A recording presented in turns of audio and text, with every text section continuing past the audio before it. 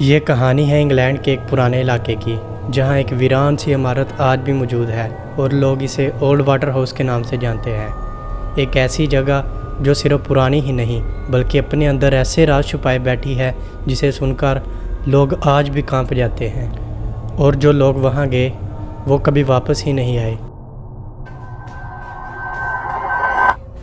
کہانی کی شروعات ہوتی ہے ایک ہیتھ کے اوپر سے۔ ایک بہت ہی پرانا اور خستہ حال واٹر ہاؤس موجود تھا۔ یہی وہ جگہ تھی جہاں سے پورے علاقے کا پانی کنٹرول ہوتا تھا۔ سچ بتاؤں تو ہمیں ہمیشہ حیرت ہوتی تھی کہ اتنی پرانی اور ٹوٹی پھوٹی عمارت اور کیسے اب تک کام کر رہی ہے۔ یہ اینٹوں سے بنا ہوا تھا، اس کی چھت کالی سلیٹ کی تھی اور دروازے لوہے کے تھے، لیکن وقت کے ساتھ دروازے غائب ہو چکے تھے اور کھڑکیاں بچوں کے پتھر مارنے سے ٹوٹ چکی تھی۔ یہ جگہ بچپن سے ہی لوگوں کو ڈراتی آئی تھی۔ میری ماں اور ان کی بہن بھائی بچپن سے ہی یہاں کھیلا کرتے تھے اور وہ ہمیشہ کہتے تھے اس جگہ سے دور رہنا۔ یہ گرمیوں کی چھٹیوں کا ایک بہت ہی گرم دن تھا۔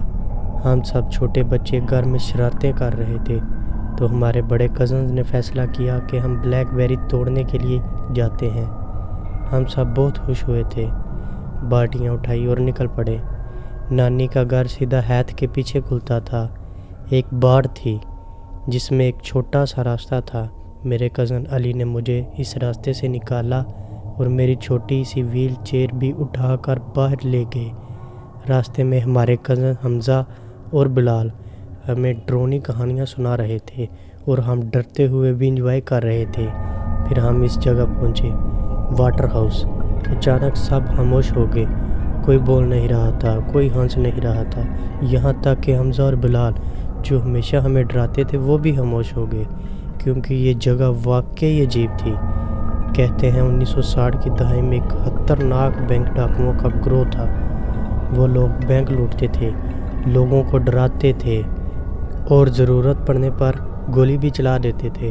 ایک دن ان سے بہت بڑی غلطی ہو گئی۔ ایک 19 سالہ نوجوان لڑکا جو بینک میں نیا تھا وہ وہیں مارا گیا اور کئی لوگ زخمی ہو گئے۔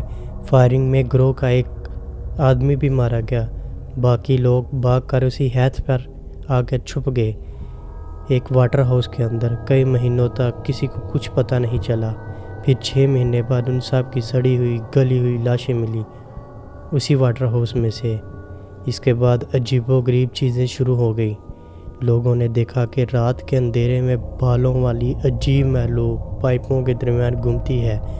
ہوا میں ایک عجیب سی بدبو پھیلتی ہے جیسے سڑی ہوئی گھاس، اور ہر وقت چیخوں اور سرگوشیوں جیسی آوازیں۔ 1970 کی دہائی میں کچھ بے گھر لوگ جو اس علاقے میں رہتے تھے پراسرار طریقے سے مرنے لگے اور پھر لوگوں نے اسی جگہ کو چھوڑ دیا۔ ہم جلدی سے وہاں نکل گئے اور بلیک بیری فیلڈ پہنچ گئے۔ وہاں ہم نے پورا دن بہت زیادہ انجوائے کیا، پھل کھائے، پانی میں کھیلے، سب کچھ بالکل نارمل چل رہا تھا۔ شام ہونے لگی اور ہم واپس چل پڑے۔